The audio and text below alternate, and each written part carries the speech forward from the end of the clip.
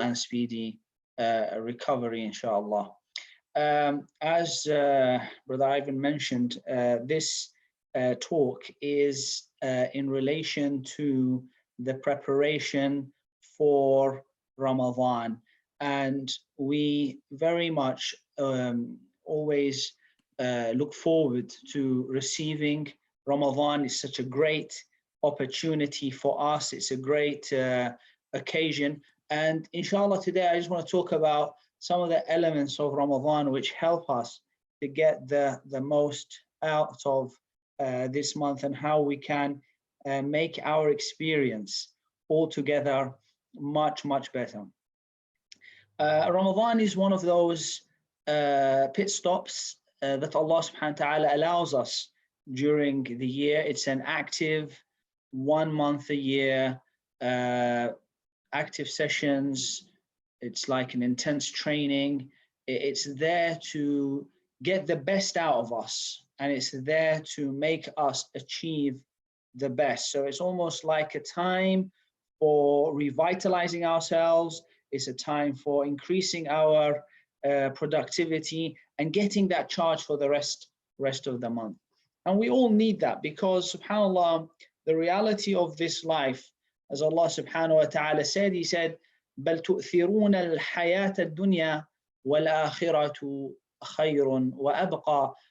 Rather, you give preference for the life of the dunya, whereas the akhirah is better and is going to remain, is that which remains. So it becomes wise for the believer to make sure that they take as much preparation for the akhirah. The reality is, بل تؤثرون الحياة الدنيا كلا بل تحبون العاجلة. You love the ajila, you love this quick life, you love the dunya, you love the ornaments, you love the shahawat. زُيِّنَ لِلنَّاسِ حُبُّ الشَّهَوَاتِ مِنَ النِّسَاءِ وَالْبَنِينَ وَالْقَنَاطِيرِ الْمُقَنطَرَةِ. And Allah subhanahu wa ta'ala lists all the desires that a person has. So the unfortunate reality is, when you live in the dunya, you're going to be afflicted by the dunya. You're going to be afflicted by, and you're going to be clinged. It's going to cling you. And that's the nature of the dunya, subhanAllah. Allah wants you to have the spirituality, the ruhaniyah, to live the reality of your part of your existence, which is a ruh. And the nature of the ruh and the spirit is that it should want to rise. It should want to elevate. Whereas the nature of the dunya is like a magnet. It's very much like the gravity is pulling you down. And that's why Allah subhanahu wa ta'ala mentions a number of times in the Quran the word إِثَّاقَلْتُمْ إِلَى الْأَرْضِ. You feel heavy towards the earth. You know, whenever Allah is inviting you to go out, to put the effort, to struggle, to strive, to work, إِثَّاقَلْتُمْ إِلَى الْأَرْضِ. So the nature of the dunya is to make you go down. And how do you therefore try to escape that and escape the clings and the attraction and the magnetism and everything, or the gravity, everything that's holding you down? How do you get beyond that and try to escape that? So Ramadan comes at a time which allows you to reassess yourself. It allows you to change the habits that you have, and hopefully by doing that you can be in tune for the rest of the 11 months, inshallah ta'ala. So what is Ramadan about, and what should we be looking to achieve in Ramadan? One thing that, like anything, you know, you have to, as we say here in the UK, you start as you mean to finish. And if you want to really get the most out of Ramadan, you have to start with the right attitude, to Ramadan. And that means you have to log in. And this is a title of a chapter in the book that Ivan mentioned, is the chapter towards refreshing Ramadan. You have to start by logging in. Now, when you log in, it means you're saying, I'm here, I'm present, I'm entering, and I'm renewing my sincerity, renewing my intention, renewing my purpose for Ramadan, so that I can get the most out of Ramadan, inshallah ta'ala. So start by experiencing that, you know, that intention. What am I trying to get from Ramadan? And if you are just trying to go through the motions, you know, I'm just going to fast, do a little bit of prayer, do a little bit of Quran things, then you'll get whatever you have. Because as the Prophet ﷺ said, وَإِنَّمَا لِكُلِّ امْرِئٍ مَا نَوَى, every person shall have that which they have intended. وَإِنَّمَا لِكُلِّ امْرِئٍ مَا نَوَى. That means you're not going to get any more than what you intend. If you intend big, you're going to get big. You intend small, you're going to get small. So try to do that first of all. And try to have a multiple range of intentions. And that's something that I highlight in the book that we have authored, about how to expand your niyat, ta'addud niyat, make your intentions wide, make them multiple. The more intentions you have, the more rewards that you have. And this is what our mashayikh have taught us, that you try to get as much possibility in terms of the intention. Make it as diverse as you can, because Allah subhanahu wa ta'ala then will give you, inshallah ta'ala. Secondly, Ramadan is about, it's about scanning your hardware, scanning yourself. Today with our computers, when we have problems with our computers, or indeed our devices, one thing that we are asked to do is to scan the hardware. Run that program through and see exactly what is in the hardware. Today, there's lots of software out there where you can scan your computers and see what's going on. And the programs will come back and they'll say to you, oh, we found so many temporary files. We've found all these broken shortcuts. We've found these, duplicate files. We found your recycle bin is full of rubbish, all these kind of things. And it means that you need to start doing something about it. And then what does that program tell you? It says to you, okay, this is what you need to do. Do this, 1, 2, 3. Do you accept all these things? So you have to also scan yourself. And this is the time for repentance. Repent to Allah subhanahu wa ta'ala. It's about tawbatun nasuh, the sincere repentance to Allah. But ask yourself, what is it that I have done wrong? What are the things that I should have not been doing properly? Where am I falling short? Where is my taqseer, my shortcomings in things that I'm not doing properly? And how can I go forward in making sure that I correct all the mistakes that I have? Because as a human, you have good things, alhamdulillah, and you have bad things, good habits, good actions, bad actions. Those good actions, are they to the level that they should be? And if you are here and whereas you should be here, this deficiency in good actions, even though it's not haram, it's not a sin, is a deficiency. And so therefore, how do I push myself? How do I get my device to work at optimal speed? I have to push it higher, make sure that it's working to the highest. And if I have lots of bad actions, bad habits, bad associations, all these things, how do I get rid of those? So Ramadan invites you to look deep inside you and to achieve that. And this is the beauty of Ramadan, because one of the biggest things that we are occupied with as humans is eating and drinking. Our lives are sort of, they alternate much around eating and drinking. We have the meals, we have the socialization around meals, we have the coffee shops, we have the restaurants, I know all of that is closed now at the moment. But in a way, that's what it's an invitation for you to think. Without all this food that you are relying on, how do you function? There must be something else that when you take all the elements of food away during your day, you have to be able to access and to enter into understanding and having the other elements that will satisfy you. So it's about achieving your utmost without going to those, if you like, the bodily needs.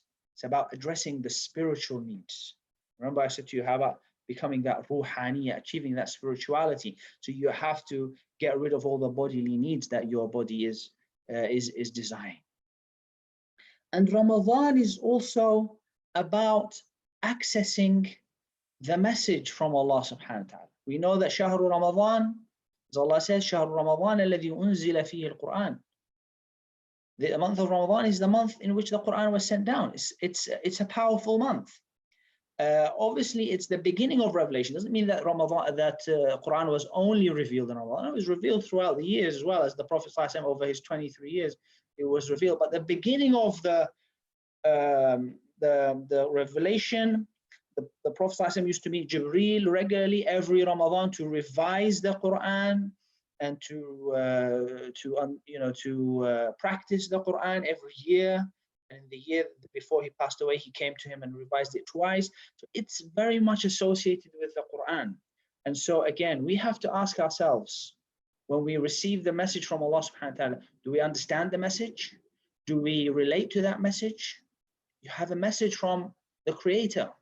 How do you understand the message? And if you don't understand the message, what do you need to do? What are the necessary steps that you need to do? Well, you need to start to learn.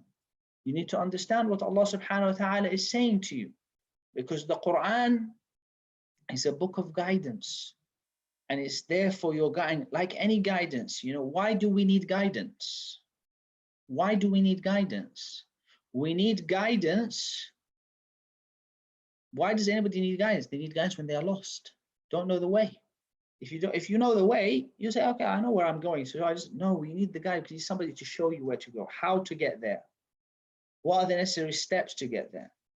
And the guidance isn't just about showing you the path. Okay, follow this route and take this one. It's also about, and today we have some advanced systems as well. It's about showing you the dangers along the route as well. Look, if you go down this route, you will encounter these kind of dangers. You go down this route, you will encounter these kind of hurdles. So this is the safest route. Stay away from here, keep to that.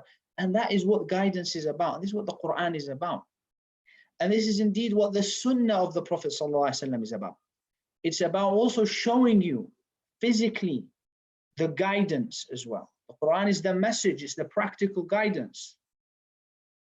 And therefore, the Sunnah, which is the guidance of the Prophet, the direction, is the physical person with you here, showing you those instructions on how to live them. And Quran, alhamdulillah, from the ni'mah of Allah subhanahu wa ta'ala, is the Quran is sent down in a very simple form. Allah subhanahu wa ta'ala said, وَلَقَدْ يَسَّرْنَا الْقُرْآنَ لِلذِّكْرِ. Allah said, we have made the Quran easy for remembrance. And dhikr here, the word dhikr isn't just about how you recite the Quran, because the recitation of the Quran is powerful. I mean, look today, millions of people not only know how to read the Quran, but they know how they memorize the Quran. And from those millions, a large proportion of them are people who don't even speak Arabic, but they can read the Quran. It's easy for them to pronounce. But also dhikr means to understand and to reflect upon. Because the Quran isn't just like a one narrative, it's not something that you could easily lose, or get bored of. This is the powerful words of Allah subhanahu wa ta'ala. He has sent it down in a way which you will never get bored of it, no matter how many times you read it. And this is part of the Taysir as well. So the Quran, the month of the Quran, to re-link yourself, the month of adhering to the message of the Prophet ﷺ. And in Ramadan, we have so many sunan. I'm just pointing you here because this is not about going through all of these.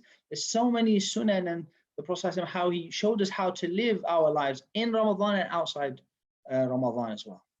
The power of Ramadan as well is that Ramadan allows you to install an important shield, a firewall, if you like, which protects you from attacks. We all know that during Ramadan, Allah subhanahu wa ta'ala, with his wisdom and his power, he chains up the shayateen. And so those shayateen that are there to attack you, to whisper to you, to give you all these different indications of how to disobey Allah, or to do things which Allah is not happy with, pleased with, or to distract you from to do things which are not important or not priority. During Ramadan, they're all locked up. And so this gives you a chance to renew your shield and to install that firewall so that you are strong. And so when you come out of Ramadan and the shayateen are left loose again, this is a time for you to say, well, I'm now fully installed. So a real good test for you is during Ramadan, how well do you install that shield? so that when you do go through the motions of Ramadan and the fasting and all that, you come out as a strong. That's why the Prophet ﷺ said, وَالصَّوْمُ جُنَّةٌ. Saum, fasting, is a shield. But like anything else, it's only a shield if you use it properly, access it properly, and install it properly, wear it properly, and so on and so forth. And also Ramadan gives us the opportunity to think about, think about our, our existence as well. When the stomach is empty, this is an important time to think about, okay, how am I actually living my life? How is my time being spent? I know, subhanAllah, now with the coronavirus and everything, a lot of people have been forced to stay at home. And so automatically they have time now to spend and to look at. So the question that they have to ask themselves is, how am I utilizing this time? And how am I making the most out of this time? Are my days, every day, every 2 days, are they equal, or am I improving? Am I getting better? I'm learning something new. I'm doing something more every day and every step of the way. So this is also an important aspect in trying to make sure that we monitor our time and see how things are. Ramadan also teaches us how we, if you like, download the right apps within our system so that we are working in the right system. We very much have lots of morals and behaviors and akhlaqs and ethics and things like that, which might not be fully practiced and properly practiced. Ramadan invites us to do this as well.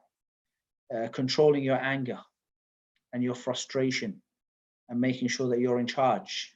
Because if you can control the food, when to eat, when to drink, you can also control how your emotions are. And a person who controls their emotions, that is the most powerful type of person. Today, a lot of the time, people try to provoke Muslims and provoke their reactions by trying to get them to, by doing certain things and seeing how they will react. Will these people react positively? Will they react, can we get them to do something silly, burn something or destroy something or kill somebody, or these kind of provocations, because the actions are based on emotions. They are reactions rather than proactions. And that's what Islam and Ramadan teaches you, that actually once you're able to control your food, control your intake, that gives you that strength, that gives you that ability. And we know that the Prophet ﷺ said, the strong person is not the one who can wrestle others. ليس الشديد بالسرعة إنما الشديد الذي يملك نفسه عند الغضب. The strong person is the one who can own himself, control himself during anger. So again, the Ramadan teaches that within us as well. And Ramadan is a great opportunity as well for us to look at our actions for the future. Because when we are in Ramadan, we have so much, we have that kind of cleanliness, that purity of mind, the purity of heart, even the purity of sight and hearing, everything. As you take away all those, occupy all those things that are occupying your senses, namely the food and drink, you're more pure, much easier for you to think about the reality. And so it's an invitation now to think, where am I exactly? How am I going forward? What is my future? What are my priorities? And this allows you to recalibrate your GPS. Your GPS, your internal compass. Where am I heading? Where am I going? What is my direction? فَأَيْنَ تَذْهَبُونَ? Allah subhanahu wa ta'ala says. It's all about knowing your direction in life. And so when you know that direction, you can take the right steps in achieving that. So Ramadan gives you that ability to have that purity as well. Now you think about Ramadan, we have the Quran, we have the practicing, following the practice of the Prophet ﷺ. You have the extra a'mal, the good deeds, coming closer to Allah subhanahu wa ta'ala with the extra deeds, the nawafil, the qiyamul layl, the recitation of the Quran, the dhikr, the good deeds, the feeding others, the charity. All these things come in Ramadan. And i'tikaf as well. This year we're going to have a different type of i'tikaf. Most of it are going to be i'tikaf at home. You know, there's no i'tikaf in the masjid. It's i'tikaf in the house. And subhanAllah, in the past, the ulama, most of the ulama said that i'tikaf is in the mosque, as Allah subhanahu wa ta'ala said, وَأَنْتُمْ عَاكِفُونَ فِي الْمَسَاجِدِ. But the Ahnaf, the Hanafi scholars, they said that for a woman, she can do i'tikaf at home as well. And whilst we, might say, okay, well, that's a bit strange, we actually see now how that has a practical application, not just for women now, it's even for men. Because there are no masajid now. They're not going to be available to you. So how do you do that i'tikaf in the house and make use of that i'tikaf? And i'tikaf, again, is a great, powerful tool to allow you to get away and draw yourself away from all the things that are distracting you around you today. SubhanAllah, today I read, a while back, I think it was more than a year ago, Apple, they do these kind of different statistics now and again. And one of the statistics that they had said is that the average iPhone user, they open their telephone about 40 times a day. That's average. I know that I'm probably opening it much more than that, but that's how, how our devices control us. The devices are there every now and again. You're entering your passcode and opening checking all those things. And the biggest or the app that's used the most is Facebook and Facebook Messenger. We're always checking that, etc. So imagine somebody who is attached, that is their way of life, attached to the connection to others and other, and the apps and things like. Imagine that you say to yourself, okay, I'm closing this away, leaving that aside, leaving your emails aside, leaving your worries aside, leaving the all the negative news and the sad stories and everything aside, and just focusing on where I am. It gives you that purity, and that's what i'tikaf is about. So i'tikaf is a great tool. Unfortunately, it's not utilized as much today. One of the beauty things in Ramadan, and this is one of the things that I talk about in my book, the 30 Steps Towards a Refreshing Ramadan, and that is about the Battle of Badr. Battle of Badr obviously happened in Ramadan. And there's a whole chapter here in this book about how we can learn from the lessons of Badr to optimize our potential. Because subhanAllah, when you read the chapter of Al-Anfal, Surah Al-Anfal, which is the story, the 8th chapter, and it talks about the Battle of Badr, you find so much messages which, if you think about them, they are directed at you as an individual. It's nothing even to do with the battlefield. It's about you. It's about you. And I'll just give you one example, because I don't want to spoil, for those of you who haven't got the book, I don't want to spoil it for you. It talks about كما أخرجك ربك من بيتك بالحق وإن فريقا من المؤمنين كارهون. Allah says كما أخرجك ربك من بيتك بالحق. Your Lord has actually made you come out of your house, made you come out of your house in truth. Now, when we know the story of what happened there, we know the story of Badr. The Prophet ﷺ wasn't intending to go out to war, to battle. He was intending just to go and chase a caravan to take back some of the caravan's luggage and the stuff that they had, which belonged to the Muslims, because that had been taken over by Quraysh after they left. So they did not intend, but Allah subhanahu wa ta'ala said He made you come out. So it's even the word akhrajaka, and this is powerful about us, because Allah wants us to come out from our comfort zones. That's what it's about. You will never achieve much in your life if you're always sitting comfortably at home, with your family, with all these nice luxuries, your mod cons and your home comforts, and expecting to change the world. That's not how the great people who changed the world today didn't do that. You know, the great people who changed the world were people who pushed themselves. They came out of the comfort zone. And this is what the surah is teaching you. This is just one example. So what about when you explore the whole surah? Optimize your potential by coming out of your comfort zone and actually understanding and learning about who you are and pushing yourself to the reach, because the sky is not even your limit. You can go much more higher.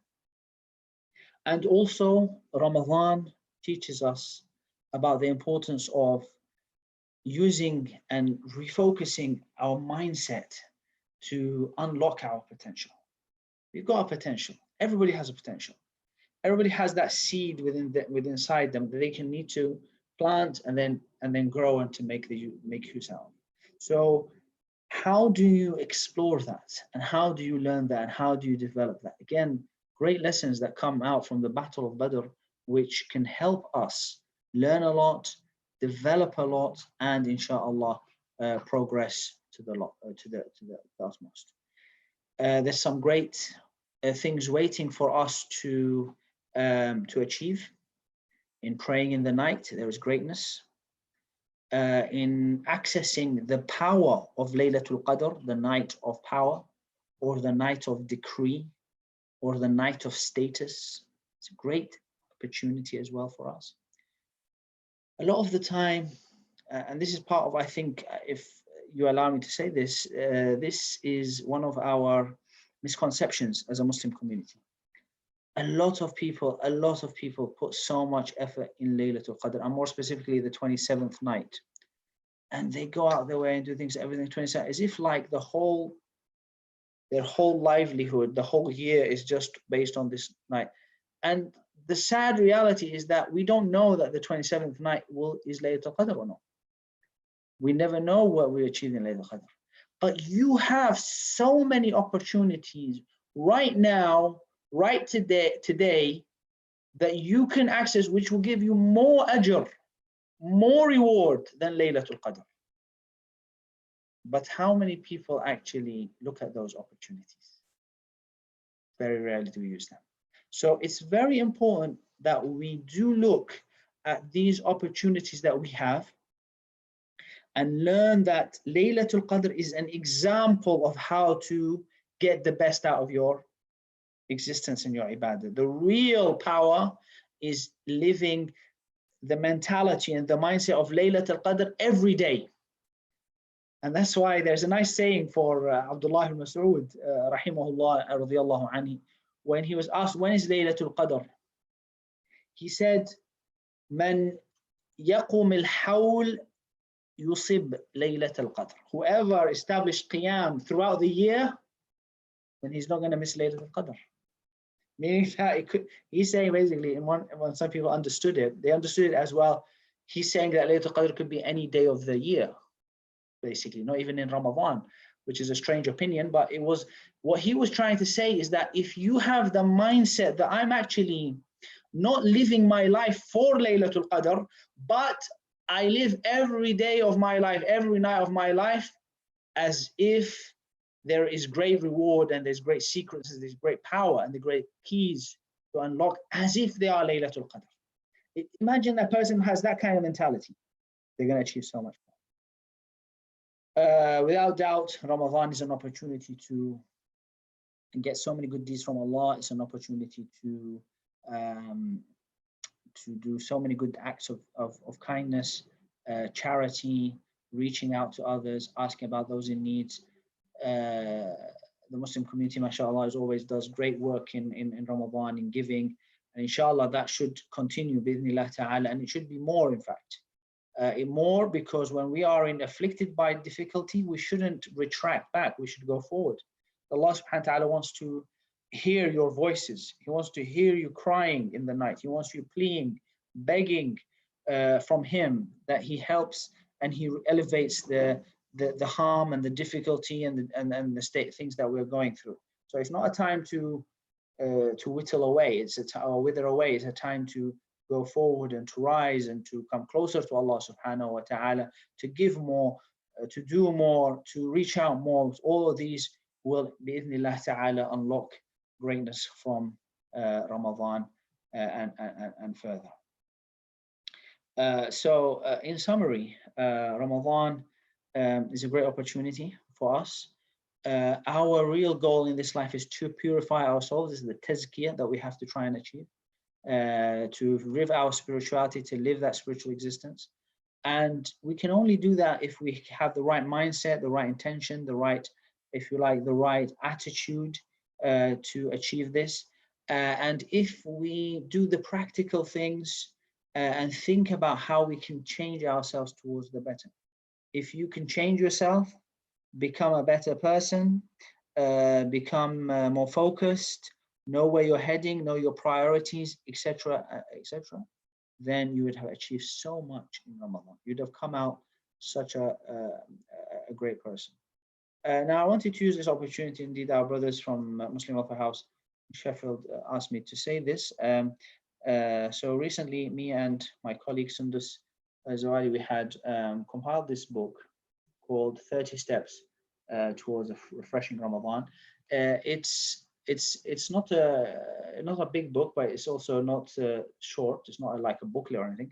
And in this book, we've put together like a program, 30 days, designed to be read one step a day in Ramadan, to allow you to focus on practical things and to change your mindset in that regard. So it's a great opportunity for us to achieve that. Inshallah, for those who are in, if you are in Sheffield, or indeed if you're in Birmingham, Liverpool, Scotland, different people have masajid have quantities of this book.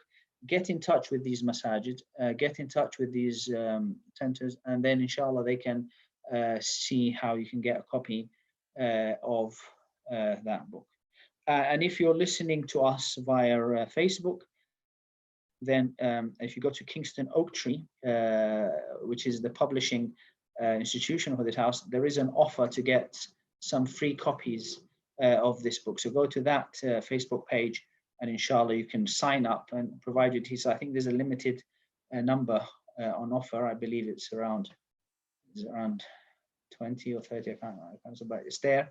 You sign up, inshallah you'll get your. If you're based in the UK, you'll get that sent out to you. If you're not, then you can access or you get an ebook in the letter. I ask Allah subhanahu wa ta'ala to benefit me and you with these words. If anybody has any questions, then I'm happy to take questions on this topic.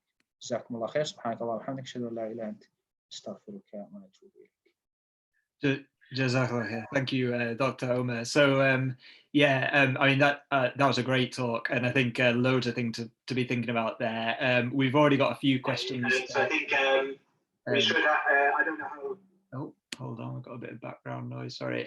We've already got a few questions in on Zoom, and there's a couple on Facebook as well. So if wherever you're watching, so if you're on Zoom, please feel free to type your questions either in the comments box or the Q&A, and I'll get to them inshallah. On Facebook or YouTube, put it on the comments, so let's have a look at what questions we've got. So there's a few kind of more technical questions here about Ramadan. So one is one that actually we've had quite a bit in the in our kind of Friday reminders. So is it permissible to follow Taraweeh prayers from video online stream? So I guess and do we have any plans for Eid Salah at Muslim Welfare House if isolation continues? So I'll just say a little bit on that one because we got that question the other day, and Sheikh Mohammed Ismail answered it and gave the opinion that it's not permissible to follow prayers online, and so that wasn't permissible. But I guess there's a question here about how do we kind of replicate that kind of feeling. So I guess there's a lot of people who are going to be listening to this today who are kind of quite sad they're not going to be able to go and have their Taraweeh prayer. How do we kind of replicate that feeling and that kind of discipline at home? So I don't know whether you've got an opinion on that, Dr. Omer. Yeah, so I mean, I do concur with Qari Ismail on this.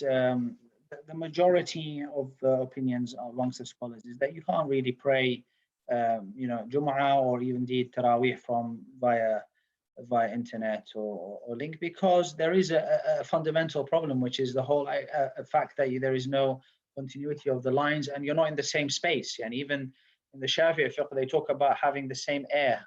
The sharing the same air, by sharing the same air means that you're within the same vicinity. But there are, one or two ulama who have said it, and they have their own opinions, while it does seem to be a weaker opinion. What we're going to do, actually, inshallah, we're hoping to do here in London, but obviously it will be available for anybody who wants to come online through the Kingston Oak Tree Institute, is we're going to have actually a program which will be during the Taraweeh time.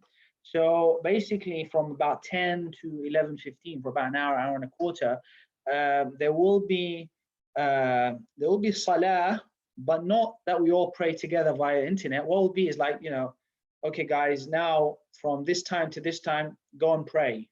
So people will go away, go and pray by themselves, then come back at this time. So there will be like a directed program. They come back at, say, 10:15, for example. At 10:15, there'll be a reminder for 10 minutes. They'll listen to a reminder lecture. Then they go, okay, guys, go and pray some more. They go and pray, come back, and so on. There'll be a dua, there'll be things like that. So it allows the community, whilst they're in their home, to access, at least they know they're part of a program. And we know that when you're part of a program, we're part of some sort of development program, training, or even part of a schedule, you're more likely to adhere to that. I mean, obviously people now saying, okay, I'll just do it by myself. Yeah, if you have that discipline, you will, inshallah. A lot of us don't.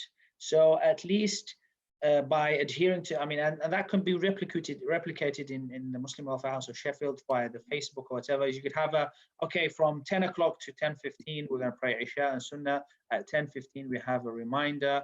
At 10:25 or something, we'll invite everybody to go and pray Taraweeh by themselves, then come back, and so on. So at least something is being done, but definitely avoid congregating in the houses. Some people might have that tendency to go and pray together. That might actually beat the whole point of the lockdown. Allahu Jazakallah.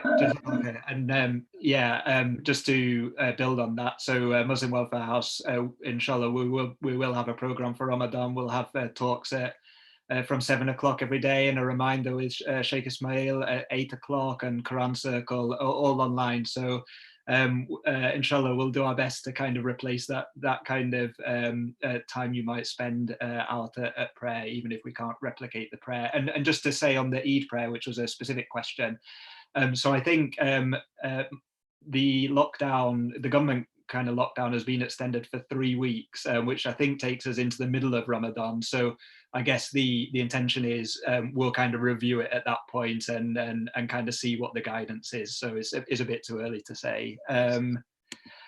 So we've got a question from a sister on Facebook. So I think one that maybe a lot of people struggle with. Any tips on waking up for suhoor? I really struggle with this. So I don't know, Dr. Omer, any kind of thoughts on that? It really, again, it's about how you, obviously people have different experiences in terms of their sleeping and waking up, but like anything, in terms of waking up, if you prepare for your sleeping, then you will be able to wake up. And by prepare means doing the right things. Today, sleep experts talk about, before going to sleep, you need to avoid doing any intensive exercise, stay away from screens for 15 or 20 minutes before. Make sure you're hydrated, after you break your iftar. Again, even with iftar today, and something that we didn't touch on in the talk, but we do mention it in the book. It's we've made Ramadan is the month of fasting. What we've made it the month of eating. Okay, we have all these lovely meals and delicacies, and people even have special Ramadan meals that they never see any other time outside the year. But they all of a sudden Ramadan comes and they appear. So the more you eat, obviously that's going to affect the way you're going to sleep more. If you go to bed late, you're going to sleep more. And even simple things that the Sunnah taught us, like when you go to sleep, the Prophet ﷺ said, when you want to sleep, make wudu. So that wudu that you're making is almost like a preparation for getting up, reading the adhkar, making sure you're reading the reminders as you go to sleep, and all those kind of things. They all pour into each other.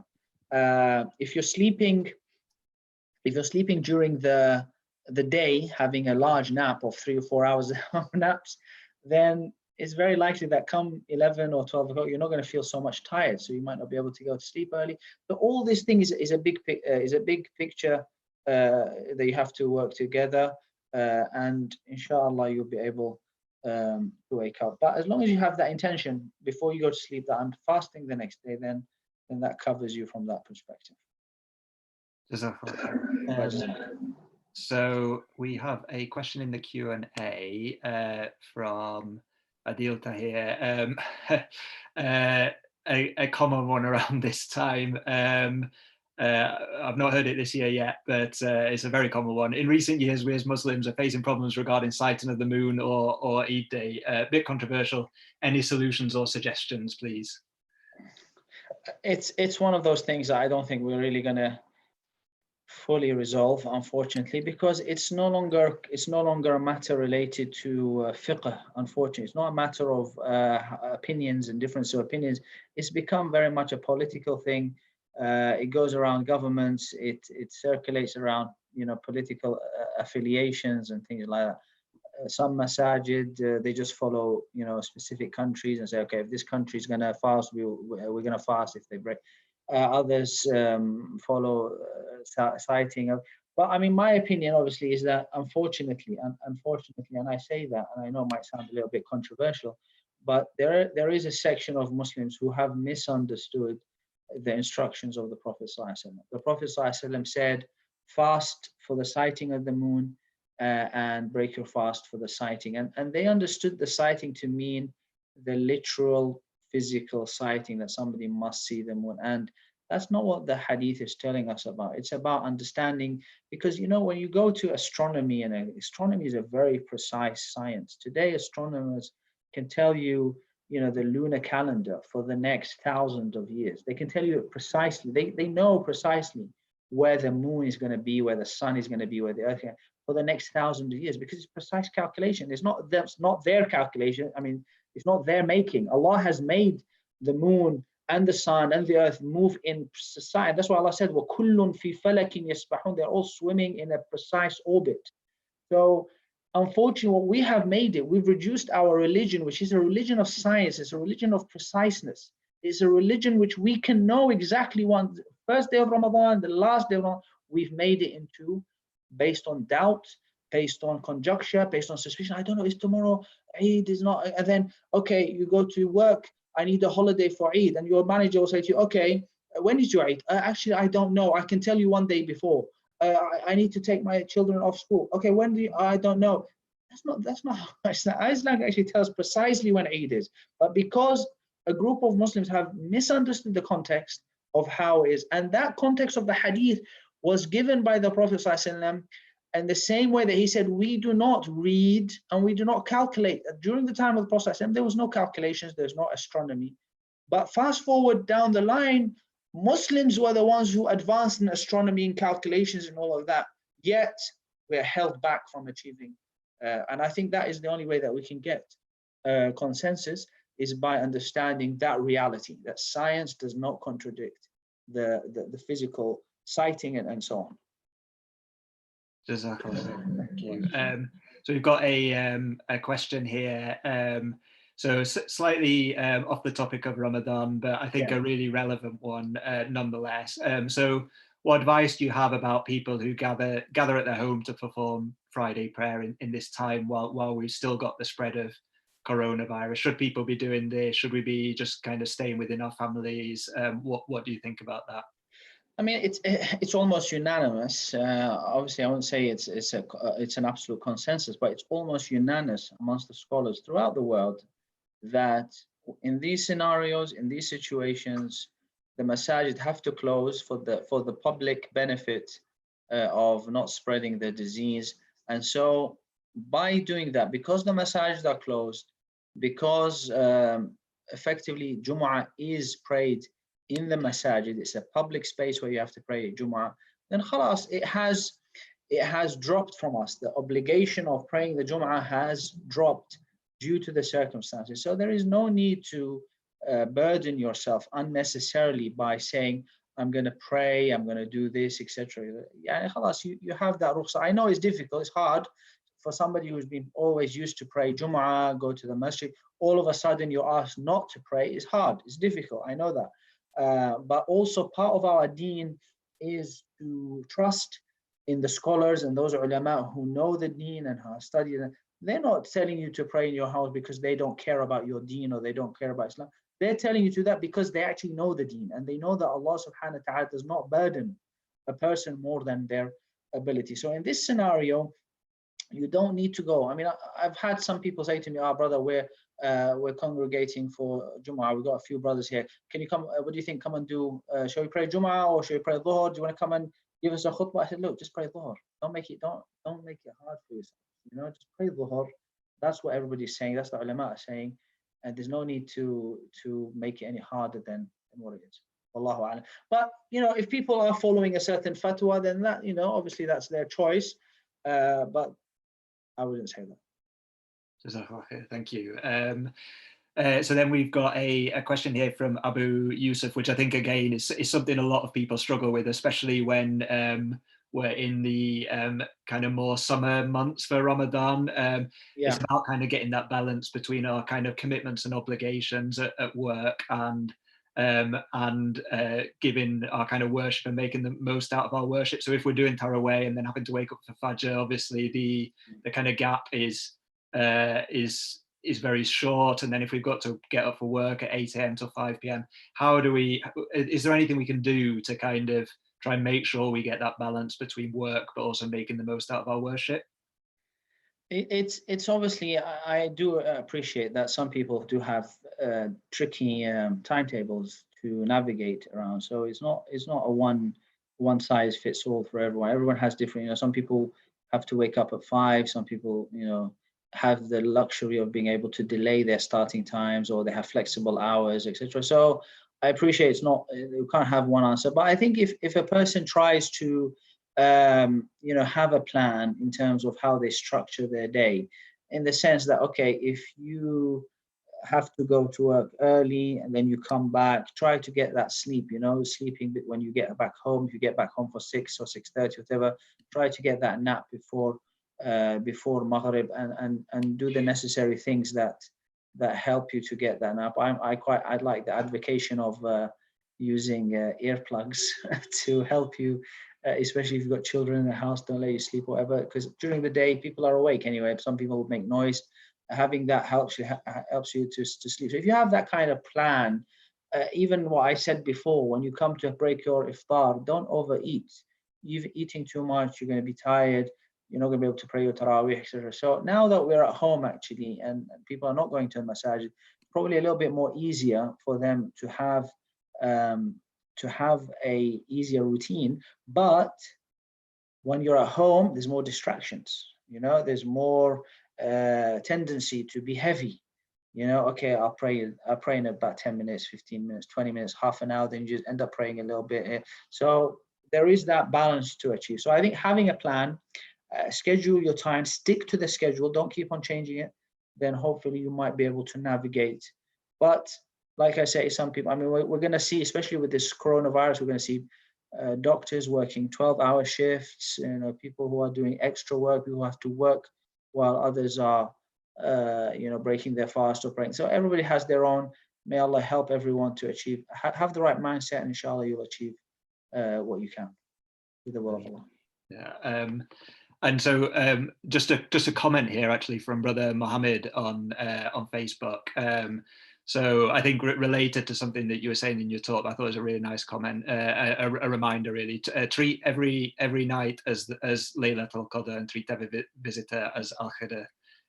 So I think just kind of reflecting back there, Brother Mohammed, on what you said in your talk, which I think was really nice. I guess a comment from me, I don't know if it's a question or not, but I think one thing I was struck with in your talk was the bit where you were talking about controlling your emotions as kind of we think about fasting as, oh, we're just kind of stopping what's going into our mouths and into our bellies, but actually, you know, that kind of controlling your emotions is really important. And I kind of remember something I listened to maybe last year or the year before.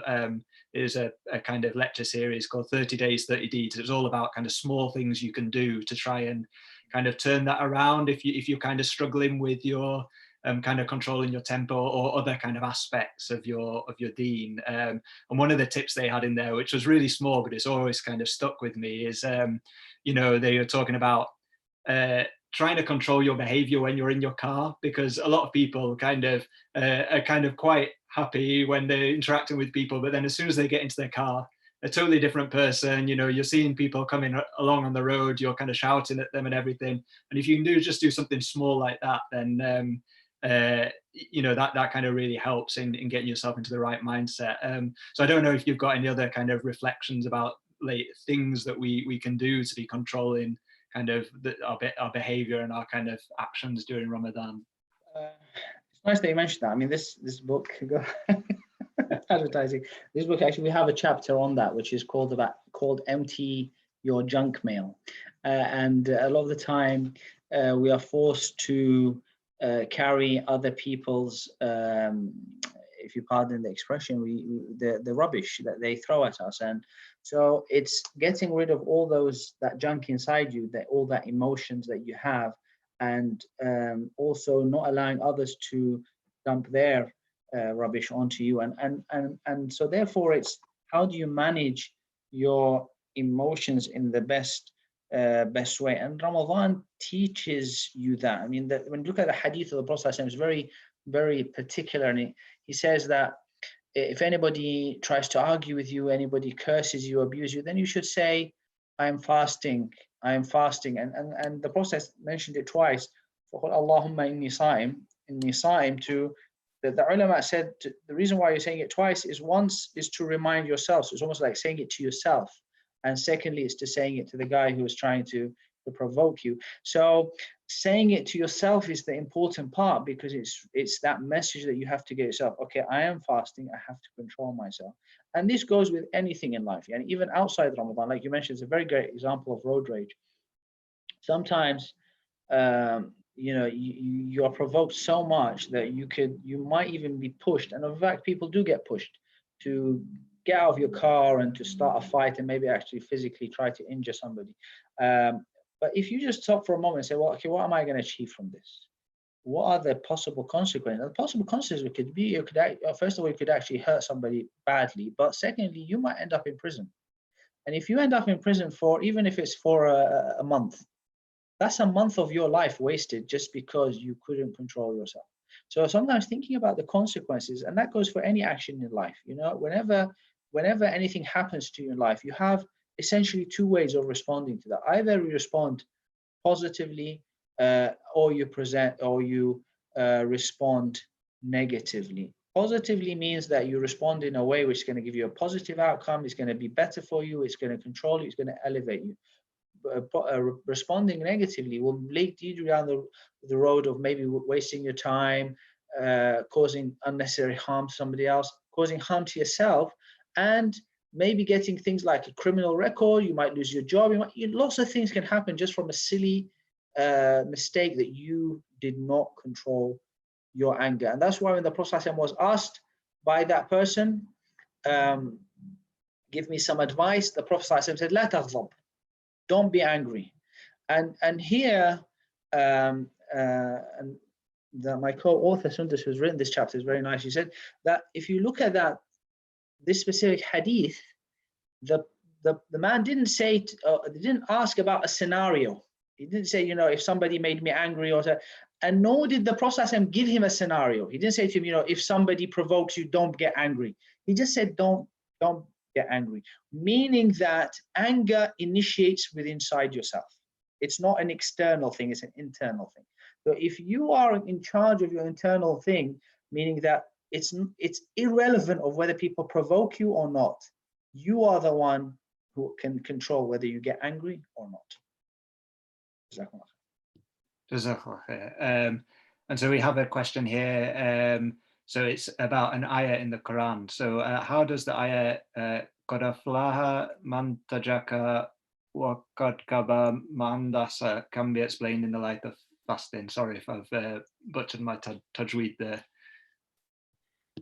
And yes, no, قد أفلح من زكاها وقد خاب من دساها. So basically what that verse is saying is that the one who will succeed is the one who can purify themselves.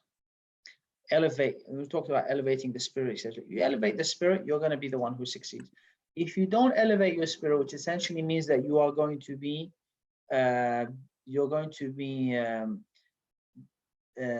soiling it in the ground, you are actually dirtying your soil because you're allowing it to not allowing it to purify, to rise. So you're going to be losing out.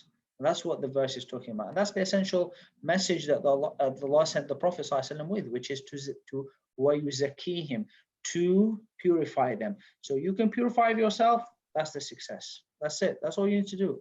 If you don't, you're going to end up soiling yourself. And if you soil it, you're actually going to be losing out. Jazakallah khair. Thank you. So I think that's actually all the questions we've got, and there's a real lot of them. So thank you for hanging around and kind of answering those, Dr. Omer. We really appreciate that. And I mean, Jazakallah khair. I mean, there'll be a full replay of this talk available on YouTube. So I really encourage people to share it, because I think there's really a lot of great tips in there for us all when we're trying to get ready for Ramadan. So please do kind of make sure people see this. So I kind of wonder if Imam Faraj is still on the call, whether perhaps we might finish the talk today with dua. Imam Faraj, are you still with us? Assalamu alaikum wa rahmatullahi wa barakatuh. Alaikum salam. Alaikum salam. Would you mind finishing for us with a dua? جزاكم الله خير شيخنا. أسأل الله سبحانه وتعالى أن ينفع بكم وأن يبارك فيكم. أقول بسم الله الرحمن الرحيم، الحمد لله والصلاة والسلام على سيد رسول الله وعلى آله وصحبه ومن والاه. اللهم يا ربنا لك الحمد كما ينبغي لجلال وجهك وعظيم سلطانك. اللهم يا ربنا لك الحمد كما ينبغي لجلال وجهك وعظيم سلطانك. اللهم صل وسلم وبارك على سيدنا محمد في الأولين، وصل وسلم وبارك على سيدنا محمد في الملأ الأعلى إلى يوم الدين. اجعلنا بالصلاة يا رب على النبي من الفائزين، وعلى حوضه من الشاربين الواردين. اللهم يا ربنا كما جمعتنا على غير ذات أرحام بيننا، أسألك يا ربنا أن تجمعنا في جنة عرضها السماوات والأرض. اللهم يا رحمن يا رحيم يا بديع السماوات والأرض. اللهم يا ربنا أعنا على رمضان صياما وقياما ودعوة يا أرحم الراحمين. اللهم تب علينا، اللهم تب علينا، اللهم تب علينا. اللهم ردنا إليك ردا جميلا، يا الله ردنا إليك ردا جميلا. ردنا إلى كتابك ردا جميلا، يا الله ردنا إلى كتابك ردا جميلا. نعوذ بك من البعد عنك، اللهم إنا نعوذ بك من البعد عنك. اللهم إنا نعوذ بك من البعد عنك. اللهم يا ربنا نعوذ بك من قلب لا يخشع، نعوذ بك من دعاء لا يستجاب له، نعوذ بك من عين لا تدمع. اللهم يا رحمن يا رحيم اهدنا واهد بنا واجعلنا سببا لمن اهتدى. اللهم اهدنا واهد بنا واجعلنا سببا لمن اهتدى. اللهم بارك لنا في زوجاتنا، بارك لنا في أولادنا. اللهم حبب إليهم الإيمان وزينه في قلوبهم. اللهم كره إليهم الكفر والفسوق والعصيان. اللهم اجعلهم من الراشدين. اللهم احفظ علينا بناتنا، واحفظ علينا أزواجنا، واحفظ علينا أولادنا. اللهم يا ربنا انقذهم من جحيم المخدرات والزنا يا رحمن يا رحيم. اللهم حبب إلى بناتنا الحجاب والعفاف والحياء، حبب إلى بناتنا الحجاب والعفاف والحياء يا رحمن يا رحيم. اللهم آمين، اللهم آمين. وآخر دعوانا أن الحمد لله رب العالمين.